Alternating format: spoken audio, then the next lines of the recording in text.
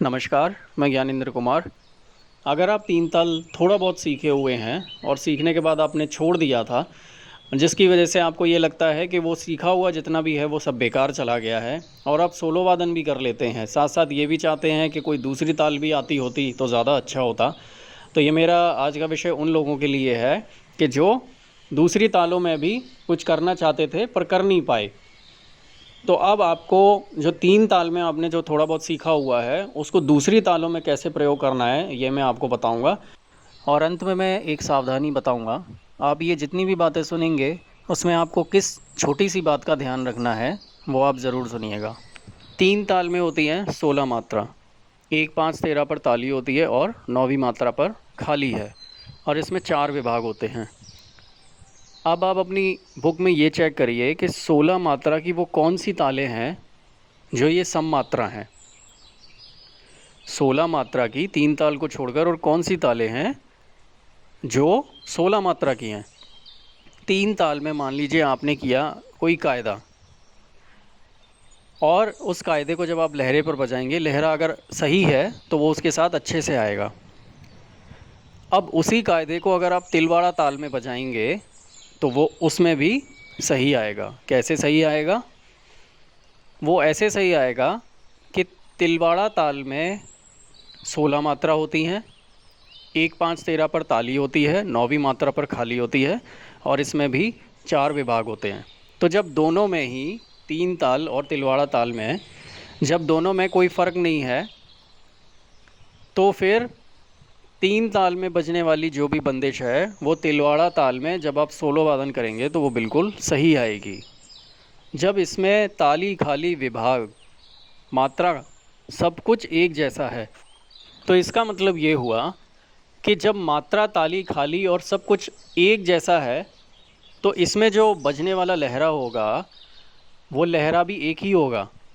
और जब लहरा एक होगा तो आप तीन ताल की बंदिश को तिलवाड़ा ताल में अगर बजाएंगे तो वो भी सही आएगा, और तिलवाड़ा ताल की बंदिश को जब तीन ताल में बजाएंगे तो वो भी सही होगा।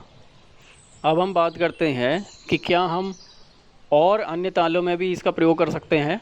मतलब ये तो हो गई तीन ताल और तिलवाड़ा ताल। अब पंजाबी ताल, अद्दा ताल, जत ताल, टप्पा ताल, ये तालें भी हैं जिनमें सोलो वादन तीन ताल की बंदिशों का किया जा सकता है। तो इतनी सारी तालों में आप एक अकेले तीन ताल की बंदिश का आप इसका प्रयोग कर सकते हैं, और आपको ये संतुष्टि मिल सकती है कि आप इतनी सारी तालों का ज्ञान रखते हैं। कभी कोई अगर आपसे ये कह दे कि आप अन्य तालों में सोलो वादन करके दिखाइए, तो आप इनमें भी कर सकते हैं। आइए अब अद्धा ताल की कुछ खास बातों को जानते हैं। अद्धा ताल के ठेके को अगर आप ध्यान से देखेंगे तो इस ताल में अगर आप तीसरी, सातवीं, 11वीं और 15वीं मात्रा जो खाली है आप इस ठेके में देख सकते हैं, उसमें तीन ताल की तीसरी, सातवीं, 11वीं और 15वीं मात्रा को उठाकर अगर आप अद्धा ताल में लगा देते हैं तो ये पूरी की पूरी तीन ताल बन जाती है।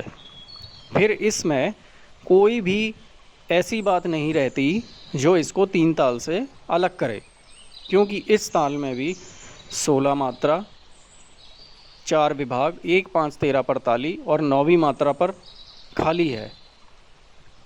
अब ठेका भी वैसा का वैसा ही हो गया, तो इसमें कुछ भी ऐसा नहीं रहता जो इसको तीन ताल से अलग करे। पर अलग करने के लिए इसमें शुरुआत से ही कुछ भिन्नता रखी गई है, इसीलिए ये ताल तीन ताल से थोड़ी अलग हो जाती है। भिन्नता मतलब बोलों में थोड़ी सी भिन्नता रखी गई है, तीसरी, सातवीं, 11वीं और 15वीं मात्रा पर। तो ये वो चीज़ है जो इससे तीन ताल को अद्धा ताल से अलग करती हैं और अद्धा ताल को तीन ताल से अलग करती हैं।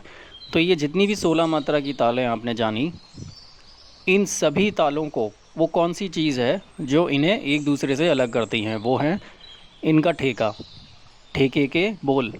ठेके के बोल अलग अलग होने से ये एक दूसरे से अलग हो जाती हैं। इनकी ताली, खाली, मात्रा, विभाग सब समान हैं, पर ठेके के बोल अलग अलग होने से यह सभी 16 मात्रा की तालें एक दूसरे से भिन्न हो जाती हैं। अब वो सावधानी की बात कौन सी है, उसे ध्यान से सुनिए। आप इन सभी 16 मात्रा की तालों में जो भी बंदिश आप करते हैं, उन सभी को आप इन सभी 16 मात्रा की तालों में किसी में भी एक दूसरे में प्रयोग कर सकते हैं।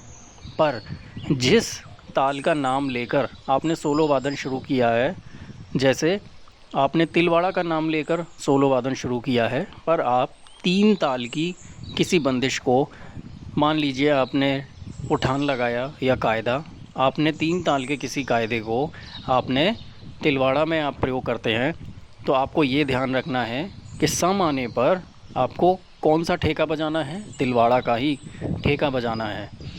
कहीं ये गलती ना हो जाए कि आपने तिलवाड़ा ताल का नाम लेकर या आधा ताल का नाम लेकर या पंजाबी ताल का नाम लेकर आपने सोलो वादन शुरू किया और आपने सम आने पर गलती से 3 ताल का ठेका लगा दिया।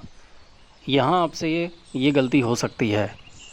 तो मेरी इन बातों को सुनने के बाद आप इस बात का ज़रूर ध्यान रखें कि आप अब ऐसा कर तो सकते हैं, करने के बाद ठेके का आपको ध्यान रखना है कि सम आने पर आपको जिस ताल का नाम लेकर आपने सोलो वादन शुरू किया है, कोई भी बंदिश ख़त्म करें, ख़त्म होने पर सम आने पर आपको ठेका उसी ताल का लगाना है जिसका नाम लेकर आपने सोलो वादन शुरू किया है। तो ये कुछ बातें थी, ये अगर आप ज़रूरी समझें तो दूसरों तक भी पहुंचाएं और ख़ुद भी प्रयोग करके देखें। धन्यवाद।